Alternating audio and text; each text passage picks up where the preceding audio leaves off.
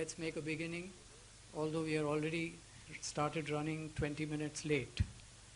So I'd like to welcome all the delegates, the invitees, the speakers, the overseas guests, and ladies and gentlemen. Thank you for joining the second PDIT conference, despite a somewhat rainy day. I want to start by thanking our sponsors who have generously supported the conference with resources as well as knowledge. Alok Masterbatch, Avery Dennison, SB Packaging, Uflex, and Winmoller Holscher. Our knowledge partners, AIPIA and Drink Technology India, and organizing partners, Messe Dusseldorf and IPP Star. I'm sure that many of us would agree that many parts of the world are in conflict today. Many believe that we are at some kind of tipping point. Climate change is not only being debated, but also being hotly protested, even by children across the globe. Amidst all this, the world has found a new villain, a new enemy. And this is a new enemy, or it has been around, but it's been identified as a new enemy. That is the thin plastic bag, the paper, the plastic straw,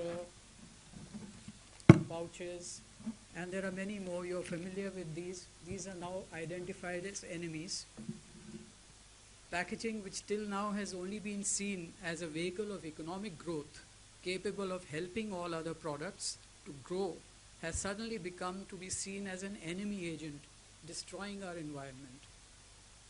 While these ideas are not new in themselves, at this point of time, there is a global awareness that has come about, arising perhaps from the shrill campaigns about climate change, Swachh Bharat in India. In all these campaigns, packaging litter in the urban, rural, and landfill environment is seen as a major villain, and everybody wants it to disappear.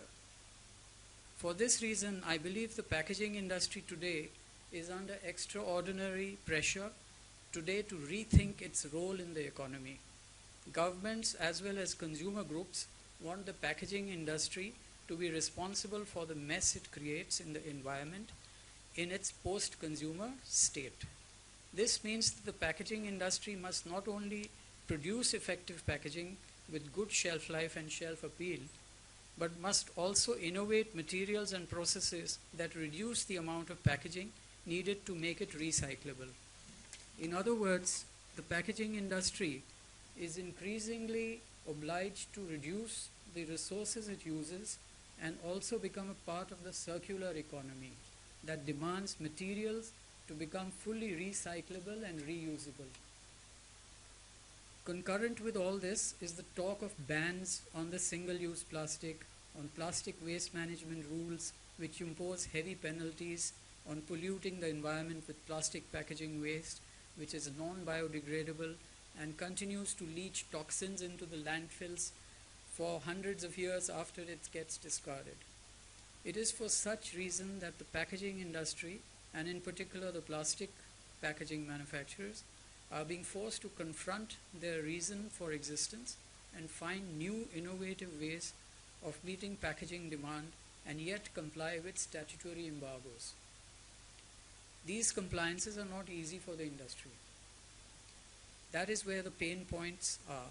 We believe that meeting all the requirements and ticking all the boxes is as complex as trying to square a circle. That is the circle of the circular economy. That's why we have made the theme of this PDIT conference is the squaring the circle of responsible packaging.